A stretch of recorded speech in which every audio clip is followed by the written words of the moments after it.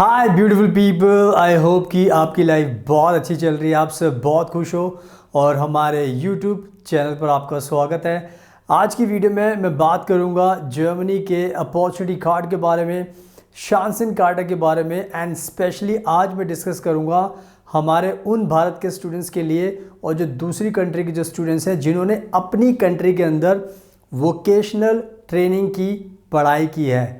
Vocational training की जिसने भी पढ़ाई की है वो जर्मनी का अपॉर्चुनिटी कार्ड अप्लाई कर सकता है, उसको भी जर्मनी में जॉब करने का, सेटल होने का मौका मिल रहा है।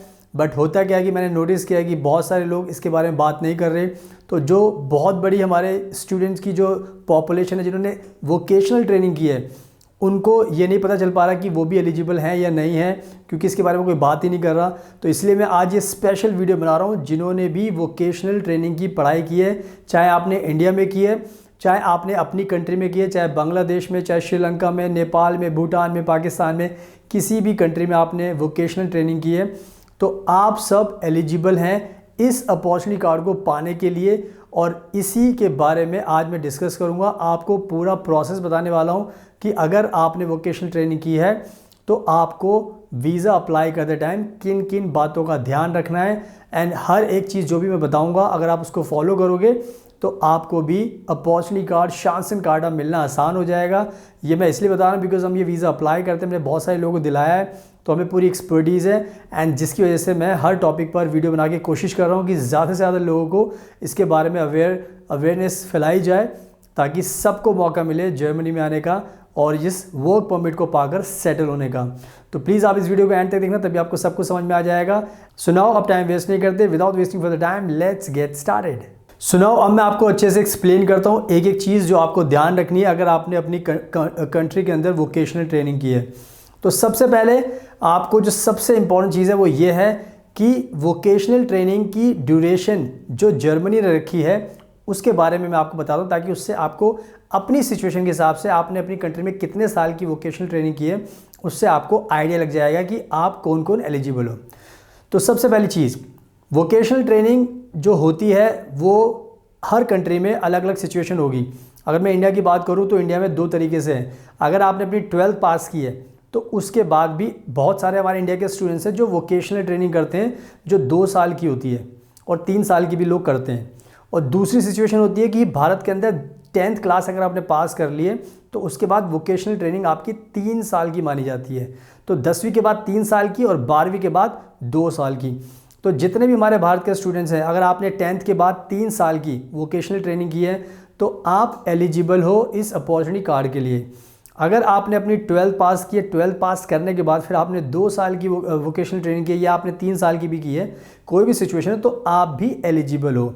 और अगर हम जर्मनी की बात करें तो जर्मनी ने साफ कहा है कि जिसने भी 2 साल की वोकेशनल ट्रेनिंग की है वो सब एलिजिबल हैं। तो इस तरीके से आपको समझ में आना चाहिए कि जर्मनी के हिसाब से उनको सिर्फ वही लोग चाहिए जिन्होंने 2 साल की वोकेशनल ट्रेनिंग की है। तो अगर आप इस तरीके से क्वालिफाई कर सकते हो तो आप इंडिया के हिसाब से तो मुझे पता है, बट दूसरी कंट्रीज़ में जो भी लोग हमारी वीडियोस फॉलो कर रहे हैं पाकिस्तान से, बांग्लादेश, नेपाल, भूटान, श्रीलंका, तो आप अपनी कंट्री में देख सकते हो कि आपके यहाँ पर कितने साल की वोकेशनल ट्रेनिंग आपने की है, बट आप सब एलिजिबल हो। तो ये जो मैंने पहला पॉइंट बताया है इससे आप क्वालिफाई कर जाते हो, एलिजिबल बन जाते हो, तो इसका आपको ध्यान रखना है। अब बात करते हैं कि जो दूसरा प्रोसेस है वोकेशनल ट्रेनिंग वाले स्टूडेंट्स के लिए उनको क्या करना है।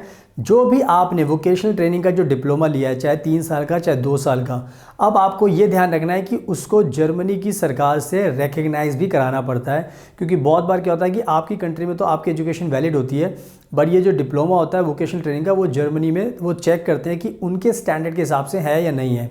तो इसमें मैं सबको ये एडवाइस करता हूँ कि आपको अपनी जो वोकेशनल ट्रेनिंग का जो डिप्लोमा है उसको रिकग्नाइज़ कराना पड़ता है जर्मनी की सरकार से एंड उनके डिसीजन के हिसाब से फिर आपको पता चल जाता है कि आप एलिजिबल हो या नहीं हो।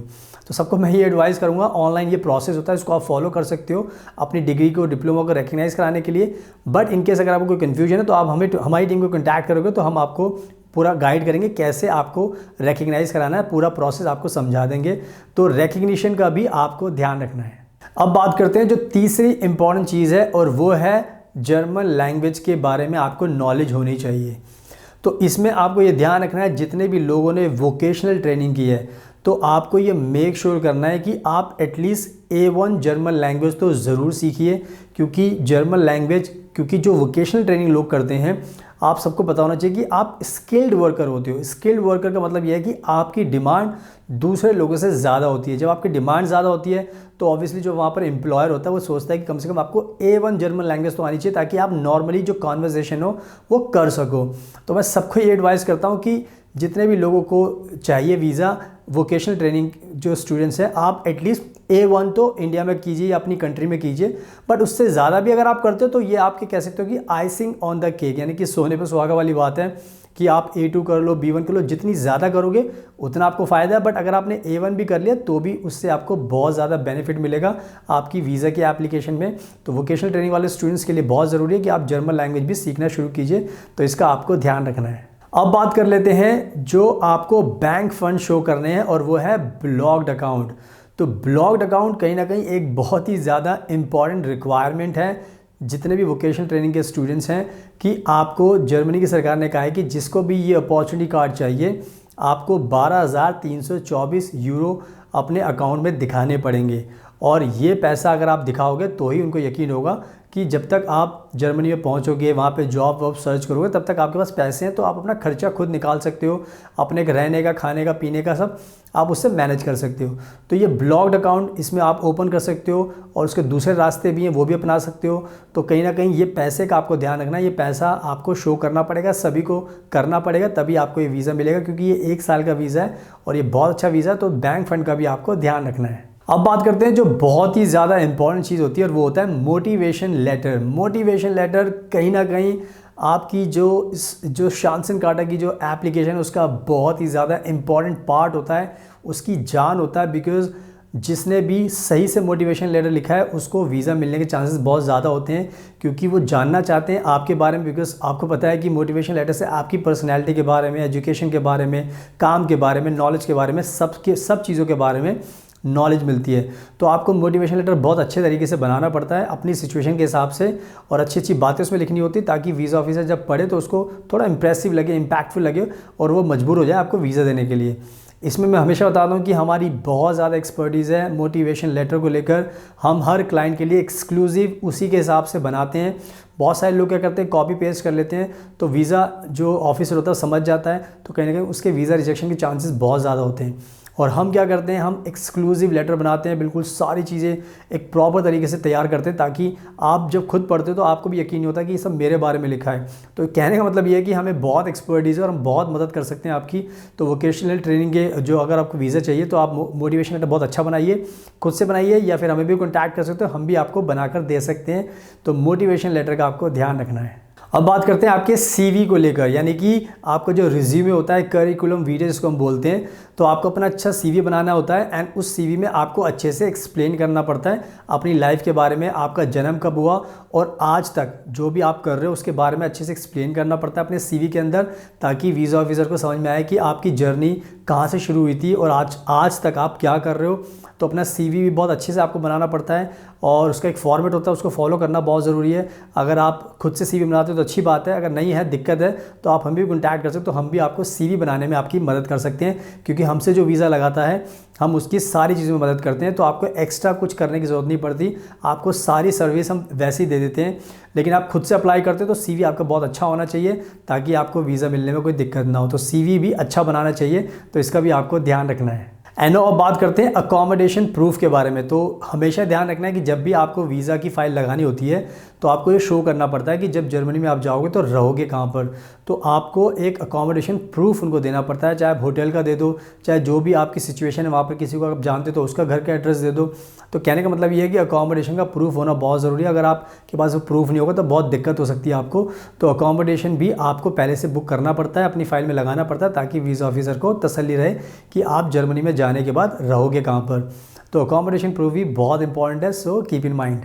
अब बात करते हैं एक और इम्पॉर्टेंट चीज़, और वो होता है एप्लीकेशन फॉर्म। तो जब भी आपको शांसन कार्टा वीज़ा अप्लाई करना तो इसके एप्लीकेशन फॉर्म होता है, उसको आपको पूरा अच्छे से भरना होता है। उसमें हर एक चीज़ का एक प्रॉपर तरीके से आंसर देना पड़ता है, और उसको अच्छे से आप भरते हो तो आपको वीज़ा ऑफिसर को सारी चीज़ें आपके बारे में पता चलती है। तो मेक श्योर करो कि एप्लीकेशन फॉर्म को भी अच्छे से भरो ताकि आपको वीज़ा मिलने में कोई दिक्कत ना हो। और कोई दिक्कत होती है तो आप हमें कॉन्टैक्ट कर सकते हो, हम भी आपका एप्लीकेशन फॉर्म भर सकते हैं। कहने का मतलब यह है कि पूरे प्रोसेस में हर चीज़ में आपकी मदद कर सकते हैं। तो आप खुद से भी कर सकते हो, हमें भी कॉन्टैक्ट कर सकते हो ताकि हम आपकी मदद कर सकें। तो एप्लीकेशन फॉर्म को भी अच्छे से भरना है, उसका आपको ध्यान रखना है। सुनाओ, आई होप कि मैंने बहुत अच्छे तरीके से आपको समझा दिया। तो हमारे भारत के जितने भी स्टूडेंट्स हैं जिन्होंने वोकेशनल ट्रेनिंग की है 2 साल की या 3 साल की या दूसरी कंट्री से बिलोंग करते हो, तो आपको भी ध्यान रखना है कि आप भी एलिजिबल हो इस शानसन कार्टा के लिए। ऐसा नहीं है कि सिर्फ बैचलर डिग्री वाले जा सकते हैं या मास्टर डिग्री वाले जा सकते हैं, आप भी जा सकते हो क्योंकि आपकी भी उतनी ज़रूरत है जितनी बैचलर और मास्टर वालों की ज़रूरत है, क्योंकि आप भी अपनी कंट्री में स्किल्ड वर्कर होते हैं। बिकॉज आपको एक पर्टिकुलर एक स्किल की आपकी कहते हैं एक्सपर्टीज़ बन जाती है और जर्मनी को ये बहुत इंपॉर्टेंट है। So thank you so much, आपके कीमती टाइम का best of luck and please हमेशा अपना ध्यान रखिए।